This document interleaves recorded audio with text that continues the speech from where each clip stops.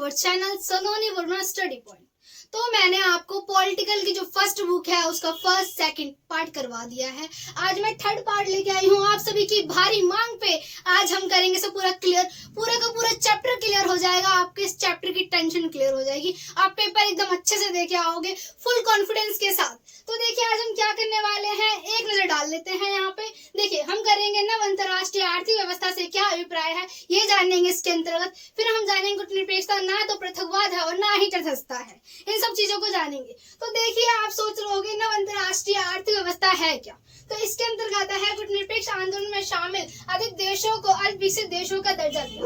आप मुझे ये बताइए, जब भारत 14-15 अगस्त की मध्य रात्रि को 1947 को आजाद हुआ था, उसी टाइम पे 1948 को श्रीलंका आजाद हुआ। इसी प्रकार से विभिन्न देश आजाद हुए। जब वो देश आजाद हुए उनके पास सबसे बड़ी चुनौती क्या थी कि उन्होंने गुटनिरपेक्षता को अपनाया। वो किसी महाशक्ति के अंदर क्या शामिल नहीं होना चाहते थे। महाशक्तियां कौन थी आप अच्छे से जानते हो। एक हमारी कौन थी, अमेरिका थी, दूसरी हमारी यूएसएसआर यानी सोवियत संघ थी। उसमें वो शामिल नहीं होना चाहते थे, उन्होंने गुटनिरपेक्षता को अपनाया। तो वो अल्प विकसित थे, उनका शोषण हुआ था क्योंकि भारत में जब ब्रिटिश आए थे 1916 के अंदर, 1916 में जब वो आए तो उन्होंने भारत को पूरी तरीके से तहस नहस कर दिया था। भारत की अर्थव्यवस्था चरमरा गई थी। वो आए थे, भारत जब सोने की चिड़िया कहा जाता था उसे लूट के लेके चले गए थे। तो उसी प्रकार से वो अल्प विकसित थे, वो पिछड़े हुए देश थे। क्या थे, वो पिछड़ गए थे, उसमें गरीबी थी, उनकी आर्थिक स्थिति बहुत ज्यादा ही खराब थी। आर्थिक स्थिति को ठीक करने के लिए नव अंतरराष्ट्रीय ने इन चीजों को प्रोवाइड कराया था ताकि वो देश क्या कर सके, अपना विकास कर सके। तो इसके अंतर्गत हम जानेंगे क्या वो देश क्या थे, गरीब थे, पिछड़े हुए थे। ठीक है, इनके सामने मुख्य चुनौती आर्थिक विकास करना और जनता की गरीबी से निकालना। वो देश क्या थे, बहुत ज्यादा गरीब थे। उन देशों में जो जनता थी वो बहुत ज्यादा गरीब थी, उन्हें क्या है गरीबी से निकालना, ये सबसे बड़ी चुनौती थी क्या नव स्वतंत्र देशों के लिए। उनके लिए कदम उठाया गया था। और इसके अंतर्गत हैगा इन देशों की सहायता के लिए नव अंतरराष्ट्रीय व्यवस्था की धारणा का जन्म हुआ। यानी क्या, नव अंतरराष्ट्रीय व्यवस्था। नव अंतरराष्ट्रीय व्यवस्था के द्वारा पश्चिमी देशों के अंदर ये व्यापार कर सकते थे। कौन, नव स्वतंत्र देश आराम से जाके व्यापार कर सकते थे क्योंकि वो उन चीजों को प्रोवाइड कराते क्या, सस्ते दामों में, और वो देश खरीदना पसंद करते। कौन, पश्चिमी देश।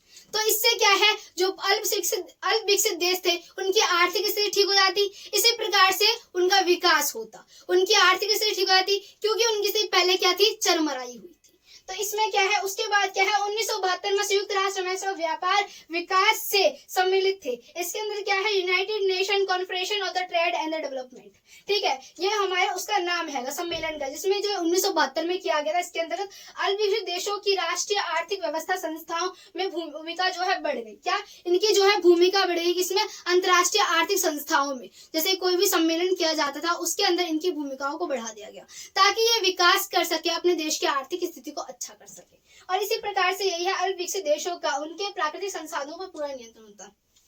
जो अल्प विकसित देश से, ठीक है, उनके प्राकृतिक संसाधन में उनका नियंत्रण होता था, उसे छीना नहीं गया था। वो क्या करते, वो व्यापार कर रहे थे, उन्होंने चीजों को बनाया। पहले उसको क्या किया, उन्हें बनाया, उसके बाद उसका व्यापार किया। कहाँ पे, अंतरराष्ट्रीय सम्मेलनों के अंदर इन्होंने व्यापार किया। अब इसके अंतर्गत हमने ये जान लिया, इसके अंदर हम जानेंगे गुटनिरपेक्षता का। गुटनिरपेक्षता ना तो पृथकवाद है और ना ही तटस्थता है। आप पहले ये जानिए, जब भारत आजाद हुआ भारत ने गुटनिरपेक्षता को अपनाया था। गुटनिरपेक्षता का मतलब होता है गुटों से दूर रहना, परंतु अंतरराष्ट्रीय मामलों से स्वयं को काट के रखना नहीं होता है। ये तटस्थता का मतलब होता है स्वयं को काट के रखना अंतरराष्ट्रीय मामलों से। इसी प्रकार से अमेरिका ने किया था। किसने किया था, अमेरिका ने किया था। तो देखिए अमेरिका ने क्या किया था उसे एक बार हम जान लेते हैं। अमेरिका ने 1787 के अंदर 1914 तक, कब, 1914 तक इसने अंतरराष्ट्रीय क्या किया था, अपने आप पृथकवाद को अपनाया, अपने आप को अंतरराष्ट्रीय मामलों से काट के रखा। ठीक है, परंतु भारत ने ये नहीं किया था। भारत ने गुटनिरपेक्षता को अपनाया था। गुटनिरपेक्षता के अंदर हम क्या कर सकते हैं, सुलह करवा सकते हैं। अगर विश्व के अंदर किन्हीं महाशक्तियों के बीच में युद्ध हो रहा है तो हम क्या कर सकते हैं, हम उन्हें ठीक कर सकते हैं, अपना सलाह मशवरा कर सकते हैं, हम उसमें हस्तक्षेप कर सकते हैं। जैसे कि हमारे जो पंडित जवाहरलाल नेहरू जी ने किया था कोरिया के टाइम, जब उत्तरी और दक्षिणी कोरिया के अंदर मध्यस्थता कराने में महत्वपूर्ण भूमिका निभाई थी जवाहरलाल नेहरू जी ने। ठीक है, तो ये होता है तटस्थता। और इसके अंदर क्या होता है, गुटनिरपेक्षता के अंदर हम अपने विचार विमर्श रख सकते हैं। ठीक है, और अपनी चीजों को हम बता सकते हैं कि हम क्या चाहते हैं। हम कई प्रकार से मध्यस्थता करवा सकते हैं। यही हमारा पूरा का पूरा चैप्टर था, आज समाप्त होता है। I hope do you like my video? Do you want to more video related to study?